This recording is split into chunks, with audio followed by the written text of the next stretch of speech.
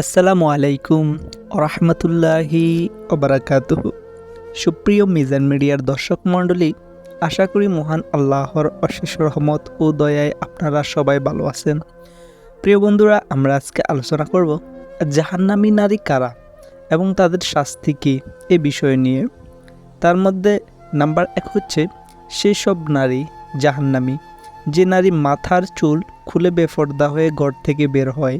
জাহান্নামে এরা নিজের মাথার চুল দ্বারা ঝুলন্ত অবস্থায় থাকবে এবং ওই সময় তার মাথার মগজ ফুটন্ত পানির ন্যায় টকবক করে ফুটবে। নাম্বার 2, যে তার স্বামীকে কটু কথার মাধ্যমে কষ্ট দেয় এবং স্বামীকে সম্মান করে না। এরা স্বীয় জিহ্বায় ঝুলন্ত অবস্থায় থাকবে, অর্থাৎ মুখ গহ্বর থেকে জিহ্বা টেনে বের করে সমস্ত শরীরের ওজন জিহ্বার উপর ছেড়ে দেওয়া হবে। নাম্বার 3, যে বিবাহিত হয়েও পরপুরুষের সাথে সম্পর্ক রাখে। জাহান্নামে এরা স্বীয় স্তনে ঝুলন্ত অবস্থায় থাকবে, অর্থাৎ সমস্ত শরীরের ওজন স্তনের উপর ছেড়ে দেওয়া হবে। নাম্বার 4, যে অপবিত্র হওয়ার পর পবিত্রতা অর্জনে অলসতা করে এবং নামাজে অমনোযোগী হয়। এরা নিজ পদযুগল বক্ষে এবং হস্তদ্বয় ললাটে আবদ্ধ অবস্থায় জাহান্নামের শাস্তি ভোগ করবে।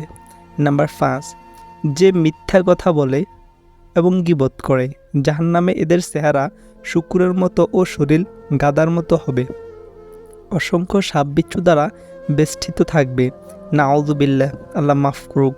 নাম্বার 6, যে অন্যের সুখ দেখে হিংসা করে এবং উপকার করে খোঁটা দেয়। এদের চেহারা কুকুরের মতো হবে, মুখ গহ্বরের জাহান্নামের আগুন প্রবেশ করে মলদ্বার দিয়ে বের হবে। তার শাস্তি প্রয়োগে নিয়োজিত ফেরেশতাগণ তাকে কঠোরভাবে প্রহার করবে। সহিহ বুখারী হাদিস নাম্বার 304, মুসলিম শরীফ হাদিস নাম্বার 80, সহিহা হাদিস নাম্বার 190, সহিহ আল জামি হাদিস নাম্বার 7980। প্রিয় বন্ধুরা, এই ছিল আজকের ভিডিও। আসসালামু আলাইকুম ওয়া রাহমাতুল্লাহি ওয়া বারাকাতুহু।